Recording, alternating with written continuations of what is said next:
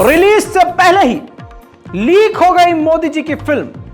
28 तारीख को रिलीज होनी थी, लेकिन अंध भक्तों की टीम के द्वारा एक गलती हो गई और फिल्म लीक हो गई। वीडियो पोस्ट होना था 28 तारीख को संसद के उद्घाटन के मौके पर, और वो वीडियो भेजा गया बीजेपी के आईटी सेल के ग्रुप में। किसी अंध भक्त ने, किसी भाजपाई ने गलती से इसको सोशल मीडिया पर ट्वीट कर दिया। कई लोगों का नाम आ रहा है, लेकिन यहां पर आपको देखना यह है कि लीक हो गई वीडियो। उस लीक वीडियो में यह साबित हो रहा है कि हमारे भारत के सबसे शक्तिशाली नेता और इस दुनिया के द बॉस प्रधानमंत्री मोदी जो कुछ भी करते हैं सब स्क्रिप्टेड होता है। जो बोलते हैं वो टेलीप्रॉम्प्ट पर लिखा होता है, बिना लिखा नहीं बोलते। जो करते हैं वो स्क्रिप्ट में होता है, जिधर देखते हैं वो भी स्क्रिप्ट में होता है। आइए आपको वो वीडियो दिखाता हूं, लेकिन दिखाने से पहले आपको आसान कर देता हूं समझाना। वीडियो में जहां जहां मोदी जी की फुटेज लगानी है, उस जगह पर स्क्रीन पर लिखा है कि कौन सी फोटो मोदी जी का कौन सा रिएक्शन लगाना है। यह स्क्रिप्टेड वीडियो है जिसमें मोदी जी के शॉट लगाकर इसको फाइनल कंप्लीट करना था और इसको तमाम जगह शेयर करना था, जो कि स्क्रिप्ट ही पूरी लीक हो गई। आइए मोदी जी की फिल्म रिलीज से पहले जो लीक हुई देखते हैं। इस घटना ने माननीय प्रधानमंत्री श्री नरेंद्र मोदी का ध्यान आकर्षण किया। उन्होंने इसकी गहनता से जांच की। सेंगोल आज के प्रयागराज के इलाहाबाद संग्रहालय में पाया गया। सेंगोल तमिल शब्द सेम्मई से लिया गया है, जिसका अर्थ है नीति परायणता। सेंगोल को माननीय प्रधानमंत्री द्वारा इसलिए वापस लाया गया ताकि इसे हमारे पवित्र राष्ट्रीय प्रतीक के रूप में अपनाया जाए। सेंगोल को आज सुबह संसद में उसके सुयोग्य स्थान पर स्थापित किया गया। ये हमारी उस अटूट प्रतिबद्धता का स्मरण कराता है जो कहती है कि न्यायपूर्ण और निष्पक्ष शासन है सभी के लिए।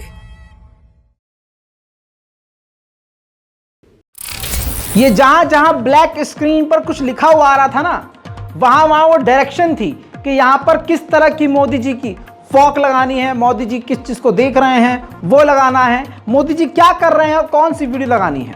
ये पूरी डायरेक्शन इस स्क्रिप्ट में मौजूद थी। तो इसको मैं मोदी, भारत के प्रधानमंत्री माननीय और बीजेपी के आईटी सेल से पूछना चाहूंगा, इसको कौन सा टूल किट कहें?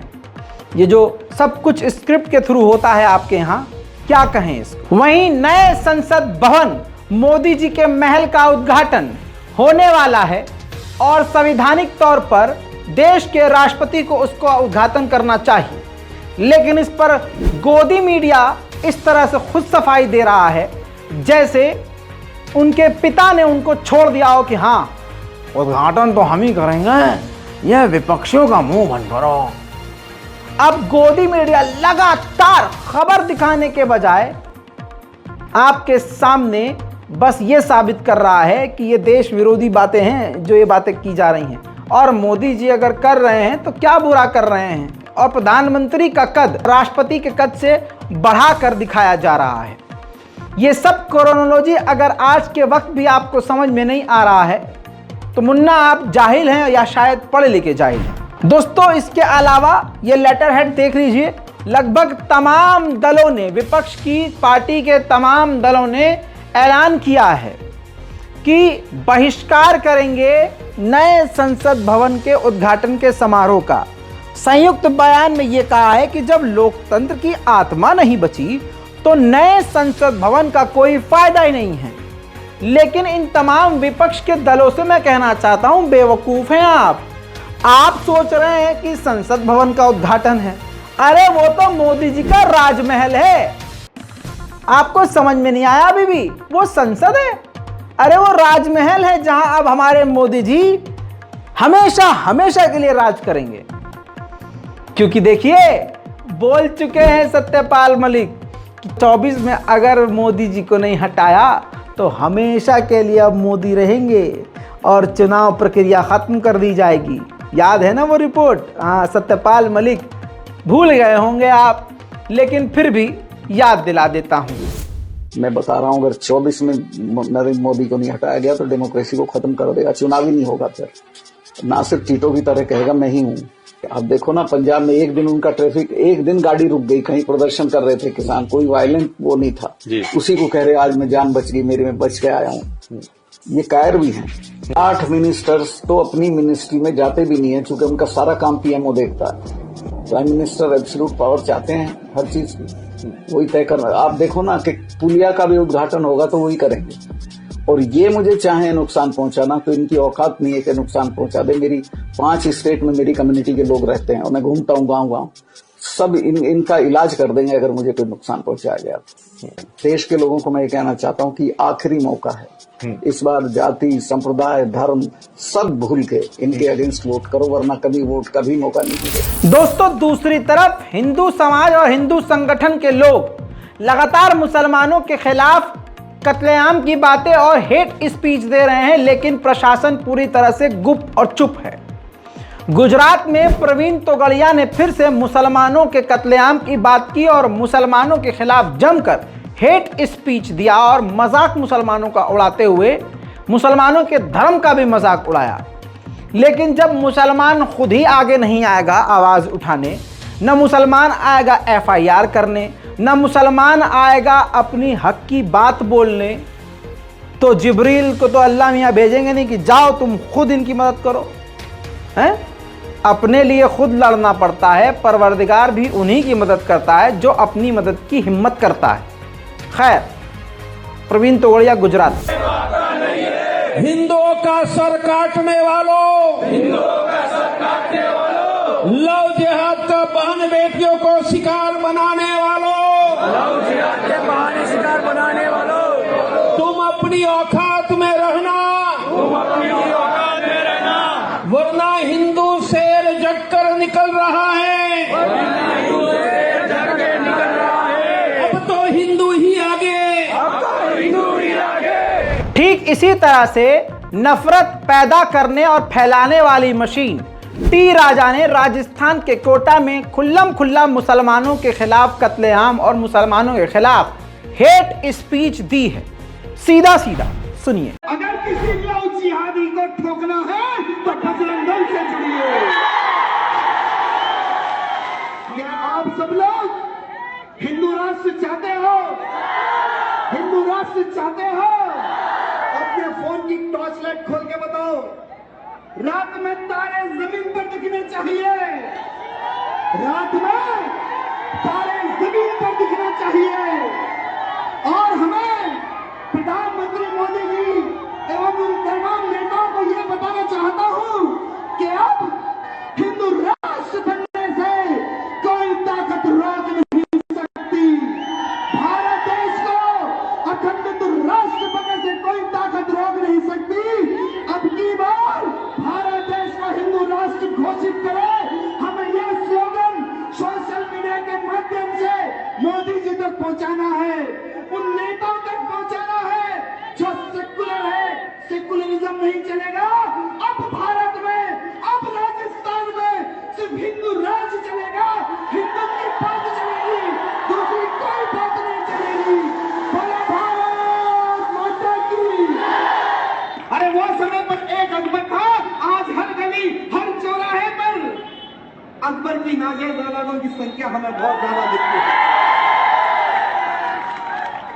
हमें किसी से पंगा नहीं है, हमें किसी से दुश्मनी नहीं है, लेकिन अगर हमारी बहन बेटी, अगर हमारी गौ माता के तरफ अगर उंगली उठा के देखोगे, आंख उठाकर देखोगे, तो तुम जो भाषा समझोगे हम वही भाषा समझाएंगे। अब वो दिन दूर नहीं कि धीरेन्द्र शास्त्री जी, बागेश्वर धाम के महाराज जी अखंड राष्ट्र बनाएंगे, उसमें हम सब लोग सम्मिलित होकर हमारे भारत को एक अखंड राष्ट्र बनाएंगे। वो दिन दूर नहीं है मेरे भाइयों। इस बार रामनवमी में तो इतिहास हमने रच दिया, राम भक्तों ने इतिहास रच दिया। लाख से ऊपर रामनवमी शोभा यात्रा में कार्यकर्ता सम्मिलित हुए मेरे भाई। अरे जिस क्षेत्र से रामनवमी शोभा यात्रा निकलती है उस क्षेत्र में कोई व्हाइट टोपी वाला नहीं दिखता मेरे भाई। ये ताकत हैदराबाद के हिंदू बता सकते हैं। अरे ये तो शूरवीरों की धरती है राजस्थान। क्या यहाँ पर ये ताकत क्या हम नहीं बता सकते हैं? दोस्तों लेकिन यहां पर खेल दूसरा है।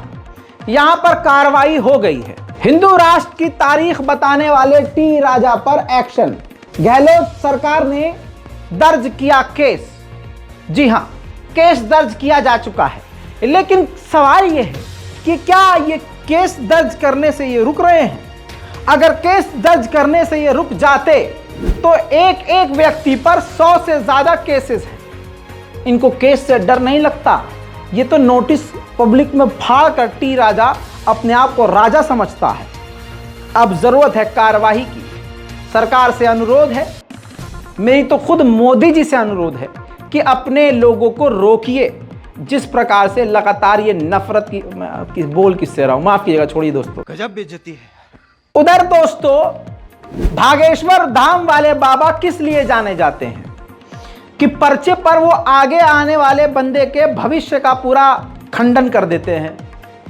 जो भी उनके पास फरियादी आता है उसका बिना नाम जाने बाबा पर्चे पे लिख के बताते हैं, हाँ माइक में बताओ तुम्हारा नाम लंडेश्वर है? हाँ बाबा यो ही है। तुम्हारी 3 बहनें हैं? हाँ बाबा बाबा यही है। और तुम कछु काम नहीं करते? अरे बाबा सच में मेरे देखो, हाँ तभी तो यहाँ आया है। हाँ और तुम ये बताओ तुम्हारे पिताजी का देहांत हो गया है? अरे बाबा और कुछ भी है फेसबुक पे इसके। तो जो जादूगर बाबा हैं जो पर्चे पर सब लिख लेते हैं, जिनके ऊपर भगवान श्री राम और बजरंग बली का आशीर्वाद है, सोचिए उसको Y+ सिक्योरिटी दी गई है। मध्य प्रदेश में बाबा भागेश्वर धाम वाले भागेश्वर धीरेन्द्र शास्त्री को Y+ सिक्योरिटी दी गई है और मध्य प्रदेश के शासन ने इस बारे में आदेश भी जारी कर दिया है। मुझे यह समझ में नहीं आ रहा कि जिसके ऊपर भगवान श्री राम और प्रभु हनुमान का हाथ हो और जो इतना ज्ञानी हो, जिसके ऊपर परमात्मा मेहरबान हो और जिसके पास इतनी शक्ति हो कि वो किसी का भी भविष्य बता सकता है, वो अपना भविष्य क्यों नहीं बता पा रहा? उसको हमारे टैक्स के पैसे से Y+ सिक्योरिटी क्यों? तुम्हें यकीन नहीं है धीरेन्द्र शास्त्री की शक्ति पर? ये तो धीरेन्द्र शास्त्री साहेब बाबा की अपमान में बात लेनी चाहिए। लेकिन यहां पर किसी का दिमाग नहीं चलेगा। दिमाग है ही नहीं, गू है। और यहां पर गू है और यहां से भी गू खिलाया जाता है। दीपिका पादुकोण की फिल्म पठान को निशाना बनाया गया, जिसमें वो बिकनी पहनकर, दीपिका भगवा रंग की बिकनी पहन लेती है, जिस पर शाहरुख खान को निशाना बनाया गया। और आपको ये वीडियो दिखा देता हूं। सड़कों पर ये देखिए भगवा पहनकर हरे रामा हरे कृष्णा कृष्णा कृष्णा हरे हरे, आए हाय भगवाधारी को देखिए, ये क्या खमर होए, ठुमके देखिए आप। हरे कृष्णा हरे रामा हरे कृष्णा कृष्णा कृष्णा हरे रामा, सब मिलके कृष्णा कृष्णा हरे रामा, सब मिलके बोलेंगे। अरे हाय, अबे बस करो, और चच्चा का मुंह इतना खुला रह गया इतना। और यहाँ पर अंधभक्त नहीं कहेंगे ये हमारे सनातन का अपमान है, नहीं, यहाँ मजा आ रहा है इनको, देखो तो।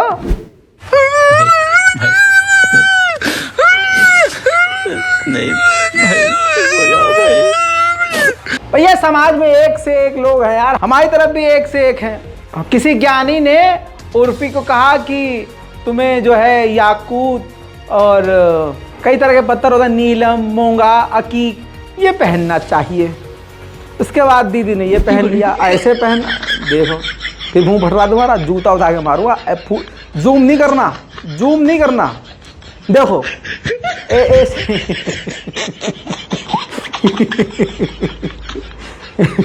देखो देखो, दरिंदगी चेहरे से टपकती है, नंबर 1 का कमीना है।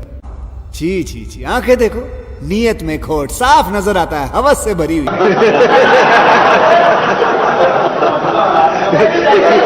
हालात इतने बुरे हैं कि आंट भक्तों की टीम स्पेशल प्रोग्राम कर करके मुस्लिम समुदाय की लड़कियों को कह रही है कि हमारे में आओ, तुम्हें ज्ञान मिलेगा, प्रेम मिलेगा, प्यार मिलेगा। लेकिन वहाँ क्या हो रहा है, वहाँ बेटियाँ क्या कर रही हैं, बहू बेटियाँ, पता है? अच्छा, पति देव तो भगवान लव ट्रैप चलाने में बिजी होंगे, घर में बीवी ये कर रही हैं कुत्ते के साथ।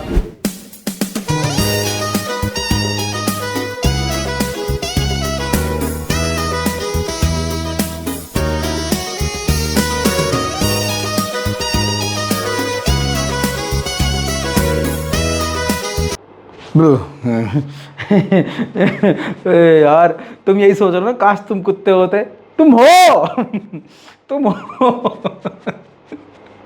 तुम अगर ये सोच रहे हो कि वहां जाने से तुम्हें ज्ञान मिलेगा, तुम्हें जो है शांति मिलेगी, तो तुम हो वही उसी जात के हो। और वहां भी तुम्हें ये कुछ, यार इसे देखो, 30 सेकंड में मैं भी सोच रहा था कि काश मैं कुत्ता होता। भैया फंस गए बामुन की लड़की के चक्कर में। ओए ओए ओए। जोक सब आर्ट, यार सीरियस मत हो जाना तुम है? देखो ऐसी चीजें देख के ना दिमाग खराब हो जाता है, ये क्या हो रहा है। तो मैं यही कहना चाहता हूँ भक्तों, जो शादीशुदा है, ये भगवा लव ट्रैप के चक्कर में मत पड़ो यार। घर में जो बीवी है उस पर ध्यान दो।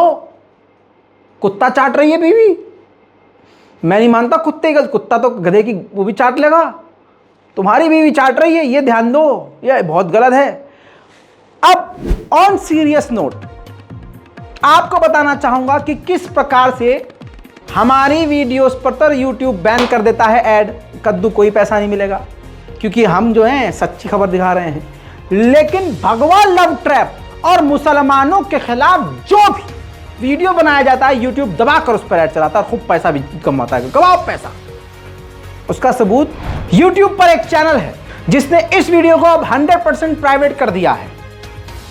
लगातार वो कार्टून के जरिए, फिल्म के जरिए, अब YouTube पर सोशल मीडिया के जरिए बच्चों के दिमाग में मुसलमान लड़कियों को फंसाने और उनको अपनी रखेल बनाकर रखने के लिए कहा जा रहा है। उनके दिमाग में डाला जा रहा है कि अगर हिंदू हो तुम और शादीशुदा भी हो, तब भी तुम मुसलमान फातिमा लड़की को ब्याह करके अपने घर में ला सकते हो।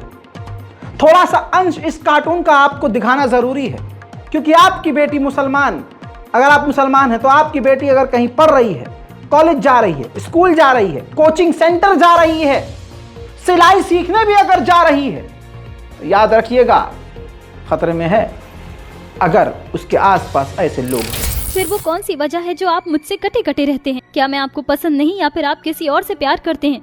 बोलिए ओम, इससे पहले कि बहुत देर हो जाए। फ्रस्ट्रेशन में आकर ओम कुमकुम को अपने और फातिमा के बारे में बताता है, जिसे सुनकर कुमकुम की आंखें भर आती हैं और वो खामोश हो जाती है। अगली सुबह, ओम, मैंने फैसला कर लिया है, मैं आपको इस जबरदस्ती के रिश्ते से रिहा करती हूँ। जाइए, फातिमा से शादी करके उसे ले आइए। थैंक यू कुमकुम, आज तुमने मेरे दिल का बोझ हल्का कर दिया। ओम सीधे फातिमा के पास आता है। देखो फातिमा, तुम्हारा ओम तुम्हारे पास लौट आया है, मैं तुमसे शादी करना चाहता हूँ। ये सुनकर फातिमा की आंखों में आंसू भर आते हैं और वो कहती है, या अल्लाह, तेरा शुक्र है, तूने हमारी मोहब्बत हमें लौटा दी। हम भी हर लम्हा आपके साथ बिताना चाहते हैं। आखिरकार ओम फातिमा से शादी करके उसे घर ले आता है, जहाँ ओम की पहली पत्नी दिल पर पत्थर रखकर अपनी मुस्लिम सौतन का स्वागत करती है। आओ फातिमा, तुम्हारा स्वागत है।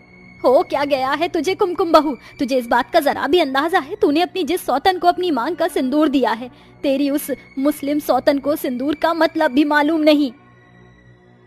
माँ जी देखिए, फातिमा का साथ पाकर ओम कितने खुश हैं। मैं बस उनकी खुशी चाहती हूँ। अगर इस खुशी के लिए मुझे अपनी सौतन से अपना सुहाग भी बांटना पड़े तो मुझे गवारा है।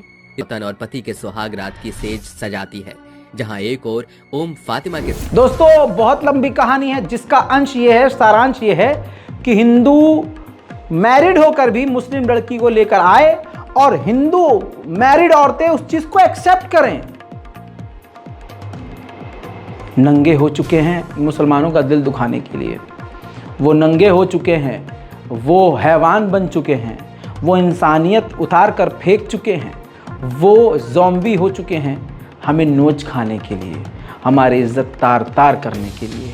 इसके बावजूद अगर आपकी बेटी किसी हिंदू लड़के के साथ कोचिंग सेंटर में साथ में बैठ भी रही है ना, यकीन करिए अब वो माहौल नहीं रहा, बिगाड़ दिया गया है, खतरा है।